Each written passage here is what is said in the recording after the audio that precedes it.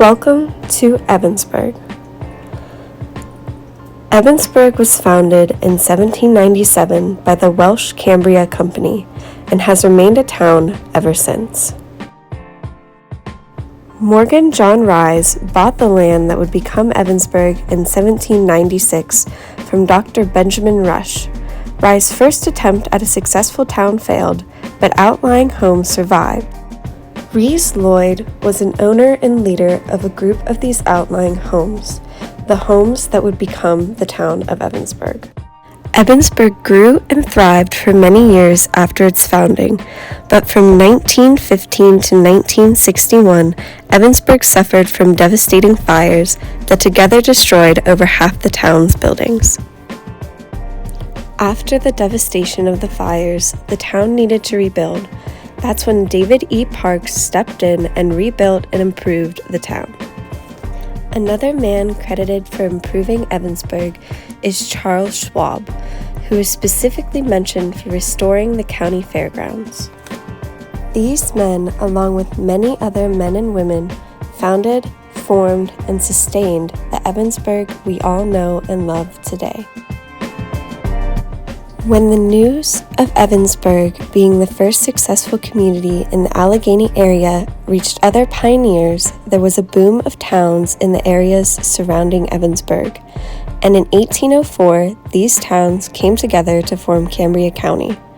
With Ebensburg holding a central location in the county, it was awarded the county seat, which it still holds to this day.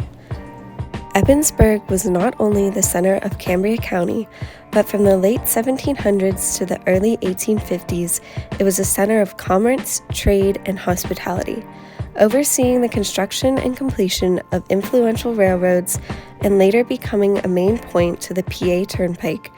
To this day, Ebensburg lies just off three main highways, allowing it to continue to bring PA travelers food, fun, and hospitality. Ebensburg was gaining popularity and residents from merchants, city workers, and westbound dreamers getting off the railroads and roads to get some rest or grab a bite to eat, but instead ended up falling in love with the small town charm. This led to many rich city families purchasing land and building vacation homes in Ebensburg, where they would go to escape the summer city heat. Some of these homes are still around and in use today. Like the old homes, Ebensburg's old stone jail can still be seen today, along with a war memorial where the names of those that served from Ebensburg can be found. These are just a few things that show how deep Ebensburg's history is rooted in the town. Other attractions in Ebensburg include an abundance of lakes, ponds, and rivers, which are great for fishing, but were also a key component for the early survival and success of Ebensburg. As Ebensburg continued to fill with rich city families, the need for means of entertainment rose, which led to the opening of the Ebensburg Opera House. Ebensburg would also come to host the annual county fair, one of its many jobs as the county seat holder. With Ebensburg still being a popular stop for those traveling through, it needed an array of places folks could stay. Ebensburg did not disappoint, and from its early years, Ebensburg contained many inns, hotels, and rest stops that weary travelers could choose from, some of which are still in commission today. Like many towns, freedom of religion was big in Ebensburg. When the Welsh first arrived, they were heavily Baptist and completed their first church in 1804. This did not stop the construction of other churches throughout the town. In fact, Ebensburg became diverse in religion early on.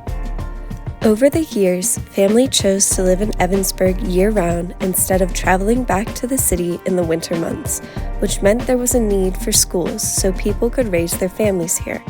What started as one schoolhouse in the center of town has turned into many schools, private, public, and vocational.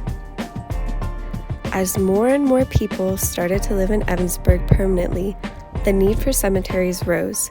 The town first constructed small cemeteries where many of the first settlers of Ebensburg can be found. As time went on, the town constructed bigger cemeteries, so even now loved ones can cherish those who are no longer with us. Both past and present, Ebensburg has much to offer, and when asked to describe their favorite part of Ebensburg, Mark and Becky Diolis, Lori Schrift, and Carrie Golden all said they loved the small town feel and sense of community Ebensburg had to offer. Carrie Golden also mentioned she liked the events that Ebensburg hosts and that they are wonderful events that bring our community together. Another common enjoyment of all those interviewed is their love for the Ghost Town Trail, showing that the important places of the past are still important today, even if it is for different reasons. Though this video may be coming to the end, one thing is clear: Ebensburg history is far from over. Thank you for visiting Ebensburg.